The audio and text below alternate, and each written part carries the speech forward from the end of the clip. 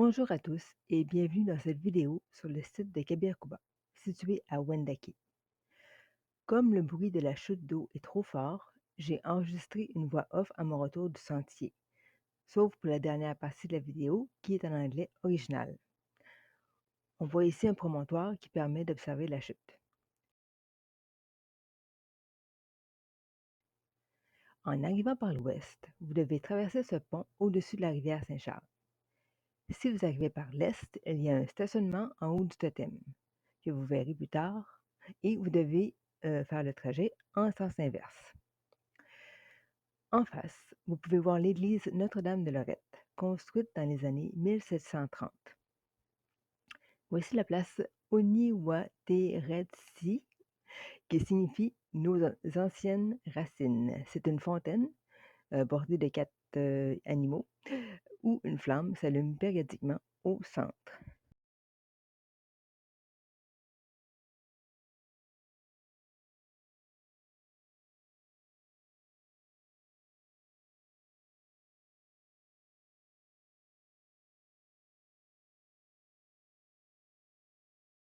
On peut voir en avant de nous un cimetière Wendat et le restaurant Sagamité.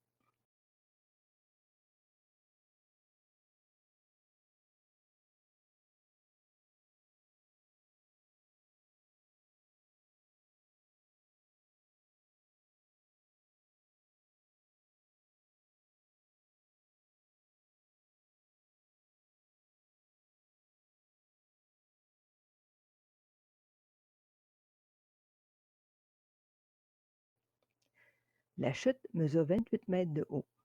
Celle-ci est entourée d'un canyon atteignant jusqu'à 42 mètres de haut. Le parc abrite une riche variété de fleurs et de fossiles datant de plus de 455 millions d'années. Quelques points historiques clés.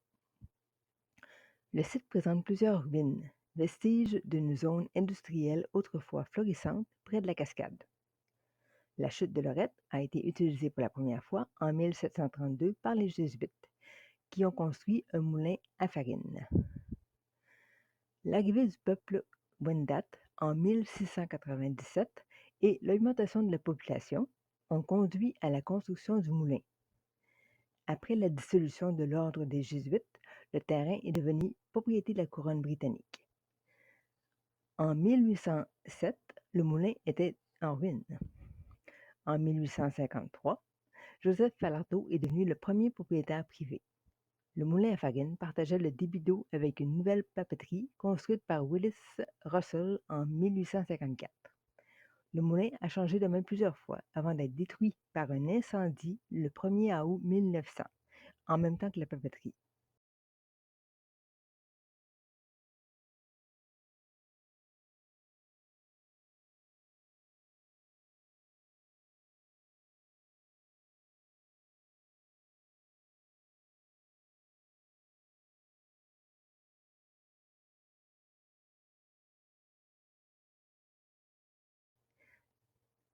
L'escalier qu'on est en train de descendre a 2 paliers. Il permet d'observer les ruines et la chute dans toute sa splendeur.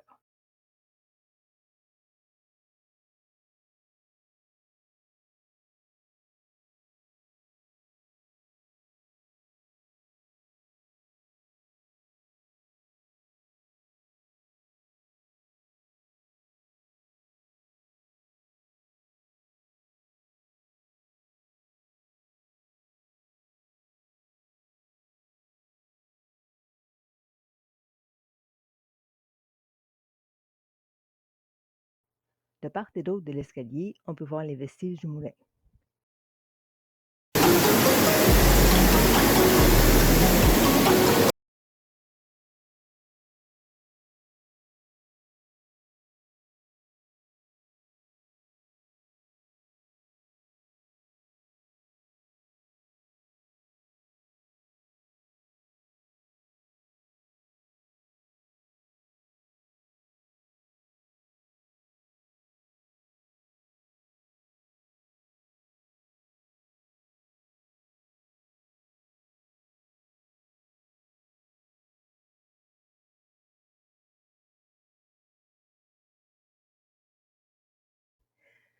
On prend ensuite le sentier linéaire et on descend plusieurs marches.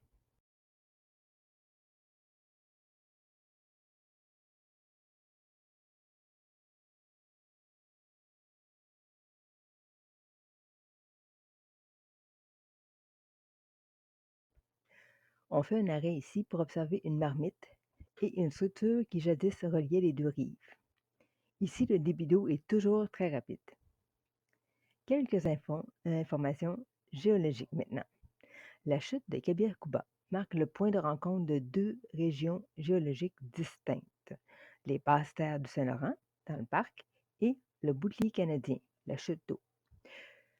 Dans les roches sédimentaires du parc, on peut observer de nombreux fossiles. Une caractéristique fascinante du parc est ses marmites, les trous circulaires formés par l'action rotative de petites pierres piégées dans les dépressions. La plus grande marmite du parc a une profondeur de 5 pieds, ou 1,6 mètres. Le canyon de la rivière Saint-Charles a été creusé après la glaciation par l'érosion causée par le débit de l'eau du lac Saint-Charles sur le substrat rocheux. Ce substrat est composé de roches très dures et résistantes, le gneiss, recouverte de roches beaucoup plus tendres, le calcaire. L'eau a d'abord creusé le calcaire tendre jusqu'à atteindre le gneiss, difficile à éroder, créant ainsi la cascade et un canyon de 40 mètres de profondeur. 42 mètres, on disait tantôt. On estime que le canyon sera d'un rythme de 3 à 4 mm par année.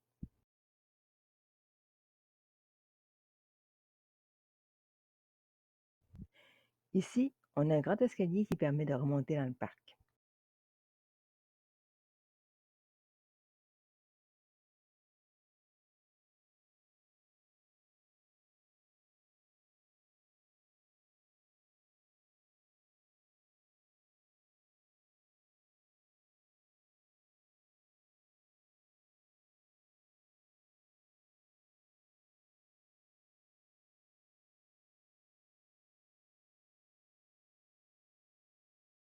L'hiver, les alpinistes grimpent sur la paroi de gauche.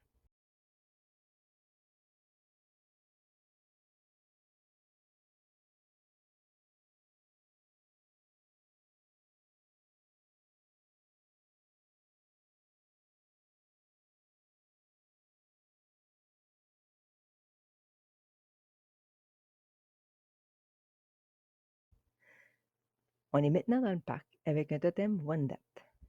Le panneau indique en détail la signification des éléments de la structure. Le stationnement auquel je faisais référence tantôt se situe juste en haut.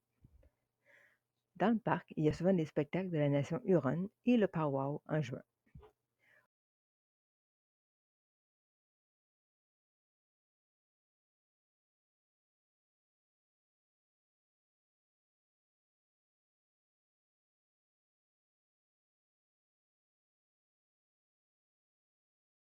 On coupe par le bois pour descendre dans le ravin. C'est une bonne pente assez raide.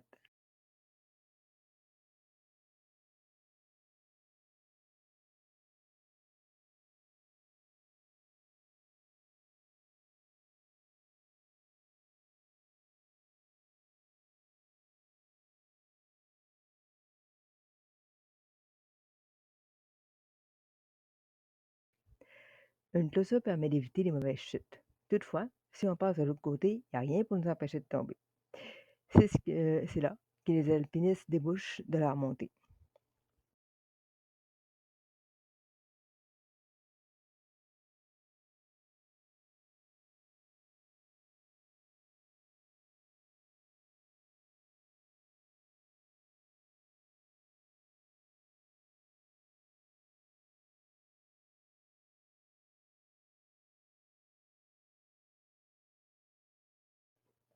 On aperçoit ici des grottes naturelles.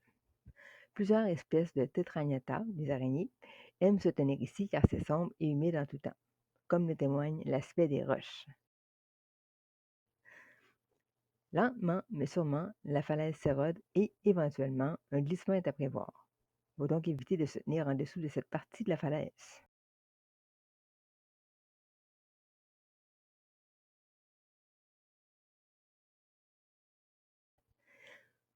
On prend le petit chemin qui longe la rivière. Les interstices de ces roches forment des petites cavernes où les araignées, Tetragnathas spécifiquement, aiment tisser leur toile.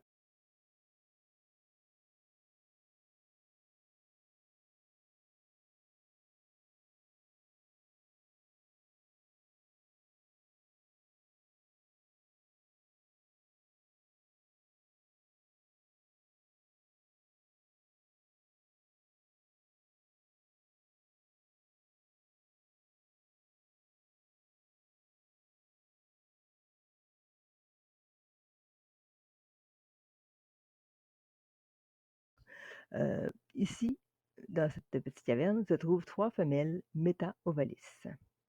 Voici une vue rapprochée de quoi ça ressemble. C'est assez gros quand même.